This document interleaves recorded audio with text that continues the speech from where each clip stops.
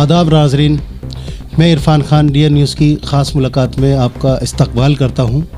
और ख़ास मुलाकात में आज हम मुलाकात करने पहुंचे हैं आम आदमी पार्टी की जुझारू कार्यकर्ता निशा सिद्दीकी के पास।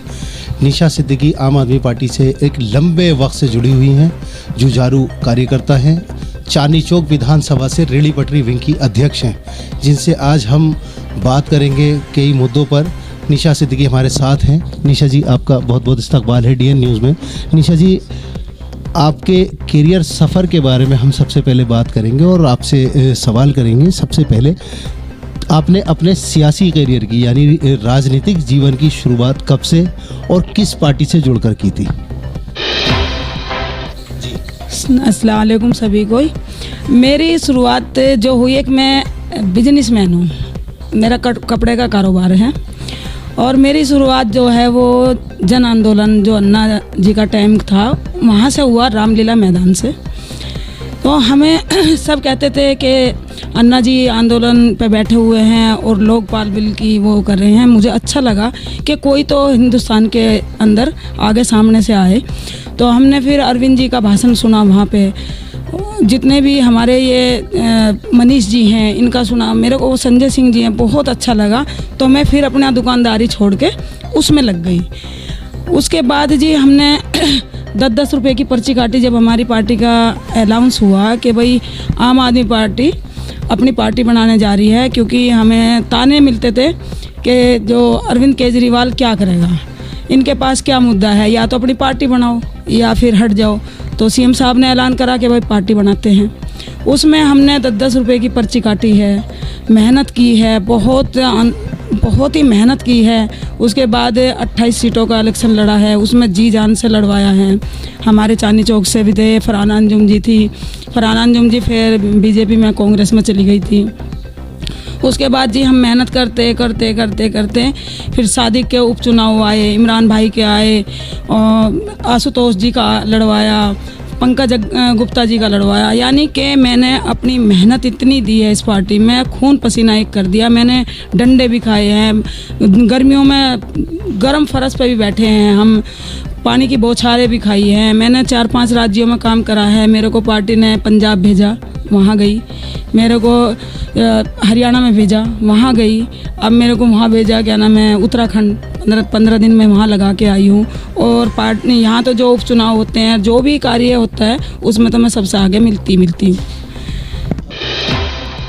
मैडम, आपसे दूसरा सवाल हमारा ये है, आपने आम आदमी पार्टी से ही शुरुआत की थी, अन्ना आंदोलन से आपने जुड़ी रही थी।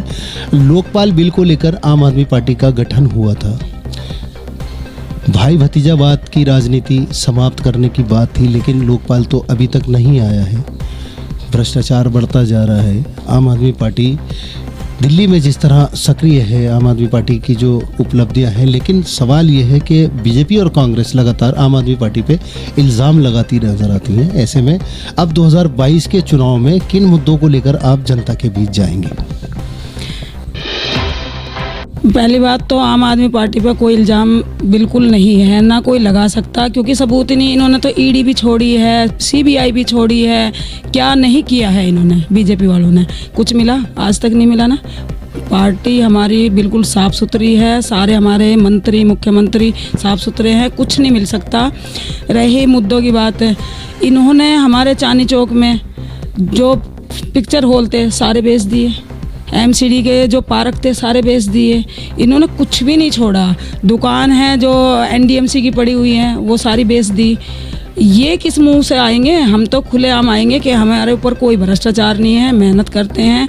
और जितना भी दिल्ली सरकार ने जनता के लिए करा, शायद ही हिंदुस्तान क्या पूरे हिंदुस्तान में कोई पार्टी कर ही नहीं सकती इतना। बता दो, कोई भी कर देगी। 2022 के MCD चुनाव को लेकर आम आदमी पार्टी लगातार जो है ऐलान कर रही है कि इस बार MCD में भी केजरीवाल सरकार बनने जाएगी। किन मुद्दों को लेकर ये भरोसा जो दिल्ली की जनता को दिलाया जा रहा है कि इस बार MCD में भी BJP ही सरकार, आम आदमी पार्टी ही सरकार बनने जा रही है? 2022 के एमसीडी चुनाव को लेकर आम आदमी पार्टी लगातार जो है ऐलान कर रही है कि इस बार एमसीडी में भी केजरीवाल सरकार बनने जाएगी। किन मुद्दों को लेकर ये भरोसा जो दिल्ली की जनता को दिलाया जा रहा है कि इस बार एमसीडी में भी बीजेपी ही सरकार, आम आदमी पार्टी ही सरकार बनने जा रही है? देखिए, विधानसभा में ये कह रहे थे कि अब की बार इतनी पार, अब की बार इतनी पार, गृह मंत्री भी नहीं जमीन पाया। पहले बात तो इनके जो भी निगम पार्षद आते हैं वो घोटाला करते हैं। पहले मनोज तिवारी कह रहे कि भाई इन हटाओ पुराने वालों को, नए को लाओ। नए वाले उनके भी बाप निकले, वो इतना भ्रष्टाचार निकले कि उन्होंने तो सारा ही कुछ कर दिया। अभी आपको मैं एक मुद्दा सुनाती हूँ, जैसे ये तो इन्होंने बेच ही दिया, मगर यहाँ जो एक मेट्रो वो बनना मॉल, इस पे फुहारे पे गुरुद्वारे के सामने पिक्चर हॉल बनना, उसमें आज तक आप कोई भी मीडिया जाके ये नहीं पूछ सकी कि वहाँ दीवार गिरी है, 150-200 आदमी दब गए, उसमें 30-40 आदमी मर गए। तो इनकी वो थी ना एमसीडी की, जो रवि कप्तान जी हैं, उनने सारे में ऐसा फ़ोन घुमाया, ऐसा घुमाया। मैं गई वहाँ पे तो एसएचओ ने हमें अंदर नहीं जाने दिए, उस खबर को किसी ने भी नहीं चलाई है। हम ऐसे मुद्दे लाएंगे कि पूरी चांदनी चौक बेच दी इन्होंने। लेकिन निशा जी, सबसे बड़ा सवाल ये है, काफ़ी लंबे वक्त से आप अन्न आंदोलन से आम आदमी पार्टी जुड़ी हुई है, जब से आम आदमी पार्टी का गठन हुआ था, लेकिन आपको कभी चुनाव लड़ने का मौका नहीं दिया गया। क्या लगता है आपको इस बार 2022 के एमसीडी चुनाव में आपको मौका दिया जाएगा? बिल्कुल उम्मीद है, 100% उम्मीद है, क्योंकि पहले तो आपने पूछा था कि भाई भतीजावाद को सीएम साहब ने बिल्कुल क्लियर मने कर दी थी कि मैं कोई खून का रिश्ता या रिश्तेदारी का नहीं लूँगा। फिर भी आ गए लोग बाग, पता नहीं कैसे आए, हमें समझ में नहीं आया। मगर अब क्या, हम जो है, पहले हमारी सीट जेंट्स थी, इमरान भाई के समय पे भी जेंट्स थी, सादिक भाई का 9 महीने का हुआ था, वो जेंट्स थी, हमने जी जान से लड़ाया। फिर 5 साल हमने दिए सादिक को, फिर जी जान से लड़ाया। अब महिला हुई है तो हमारा अधिकार है, और हम 100% उम्मीद कर रहे हैं पार्टी से कि जितनी भी दिल्ली में महिला सीट हुई है, किसी भी पार्षद के घर वालों औरतों को ना दिया जाए। जो महिला कार्यकर्ता जुझारू हैं, पार्टी की नज़रों में सब है, सारी महिला हैं। निशा जी, बल्लीमारन सीट की बात करें तो 2 दावेदारियां हैं विधायक के परिवार से अलग भी। आपको क्या लगता है कि आम आदमी पार्टी आपको ही मौका देगी? बिल्कुल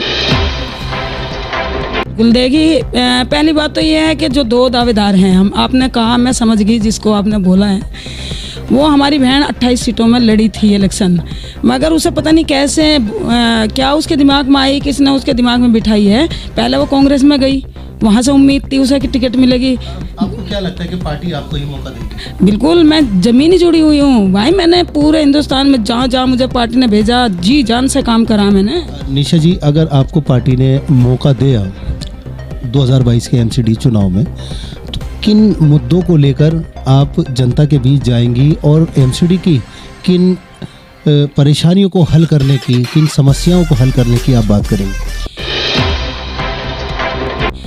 सबसे पहले तो मैं, जो मेरी बहनें हैं वो बहुत परेशान हैं, जो उन्हें इमरजेंसी एकदम ज़रूरत पड़ती है तो या तो वो गिरधारी लाल में जाती है या फिर वो मछली वाला में आती है।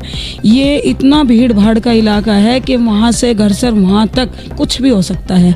सबसे पहले तो मैं जो एमसीडी की जगह पड़ी है, जो हॉस्पिटल है, डिस्पेंसरी है, उनको सही करूँगी। जो मेरी महिला बहन, बेटी, माएँ सब यहीं इलाज करें, कहीं बाहर ना जाए। दूसरा, मैं जो भी हमारी बच्ची की शादी होती है, अभी बारादरी में देख लो, 2-3 टेंडर पास हो लिए उस जगह के, जो शादी हॉल था। पहले हो जाती थी शादी, अब वो 3 साल से टूटा पड़ा, तो अभी तक कुछ नहीं है। अब इलेक्शन आए तो तैयारी चालू हो गई। ऐसा क्यों भाई? सबसे पहले महिलाओं के लिए उसकी डिस्पेंसरी की वो करूँगी, जैसे मोहल्ला क्लिनिक है, यहाँ मोहल्ला क्लिनिक नहीं है हमारी तरफ। और उसके बाद में शादियों का करूँगी कि लड़कियों की शादी हो, गरीब हो, और बिल्कुल मिनिमम। वैसे तो मैं कोशिश करूँगी मेयर साहब से, जो भी हमारी पार्टी का मेयर साहब बनेंगे, उनसे कोशिश करूँगी कि 0 कर दे शादी का खर्चा। और अगर 0 ना हो तो मिनिमम खर्चा हो कि माँ बाप पे, किसी पे कोई दबाव ज़्यादा वो ना, गरीब लोगों को आसानी हो जाए। मैडम, चुनाव से पहले जिस तरह रोटेशन किया गया है, बदलाव किया गया है, महिला सशक्ति का एक प्रदर्शन किया गया है, 50% जो सीटें हैं वो महिला कर दी गई हैं, कितना सही मानती हैं इसको?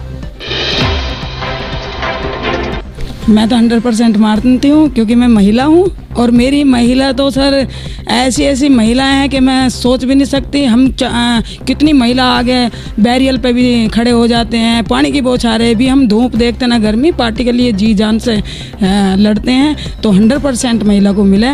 रिक्वेस्ट है पार्टी से, रिक्वेस्ट है सीएम साहब से कि घरेलू महिलाओं को ना दिया जाए। जो बेचारी पर्दे में बैठी, जिसका किसी ने हाथ नहीं देखा, उनके आज चेहरे देख लो होर्डिंगों पे, सब ले आई अपनी औरतों को और सब ने होर्डिंग पोस्टर लगा दिए। तो मैं रिक्वेस्ट करूंगी बहनों से। निशा जी, आखिरी सवाल ये है कि आम आदमी पार्टी की किन कारगुजारियों को लोगों के बीच में जागरूक करेंगी? आम आदमी पार्टी ने तो इतना करा है सर, इतना करा कि आप बिजली का ही देख लो।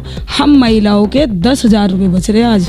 जो हम जैसे मर्द है अपनी औरत को देता है कि भाई ये 15,000 रुपये है, इसमें तेरे को पूरा महीना गुजारना, मगर उसमें सीएम साहब ने 10,000 का तो हमें फ़ायदा दे दिया, क्योंकि 2-2.5 हज़ार का तो बिजली का बिल आता था उस टाइम पे, शीला जी के टाइम पे 1500-2000 पानी का बिल आता था। ठीक है, 6,000 तो ये हो गए बच्चों की स्कूल की फीस, 1,000-1,200 वे हो गए। जो महिलाओं के किराए हैं, हमारा यहाँ से हम सीलमपुर जाओ 100 रुपये लग जाते थे, आज हम फ्री घूमे पूरी दिल्ली में। तो हमें तो महिलाओं को 10,000 रुपये सीएम साहब ने घर बैठे बचा दिए। तो हम तो ये इस मुद्दे पर लड़ेंगे। निशा जी, अगर पार्टी ने मौका नहीं दिया तो आपका क्या फैसला होगा? जो भी हाईकमान ने फैसला करा कि निराश होंगे, मगर मुझे लग रहा कि अब क्या निराश नहीं करेगी पार्टी। पार्टी 100% महिलाओं को चांस देगी और रिक्वेस्ट है सीएम साहब से भी, हाँ जी बिल्कुल 100% देंगे मौका। बस रिक्वेस्ट है कि घरेलू महिला ना आए निकल के कि भाई जो निगम पार्षद थे वो अपनी महिलाओं को ला रहे वे ना आए। रिक्वेस्ट है, बहन है, रोटी बना रही है, अपना घर संभालो, बाहर की राजनीति हम संभालेंगे। डीएन न्यूज़ की खास मुलाकात में आज इतना ही। हमने बात की निशा सिद्दीकी से, आम आदमी पार्टी की जुझारू कार्यकर्ता है। देखते रहिए डीएन न्यूज़ की खास मुलाकात। वीडियो को लाइक करें, शेयर करें, सब्सक्राइब करना ना भूलें और बेल आइकन का बटन ज़रूर दबाएं।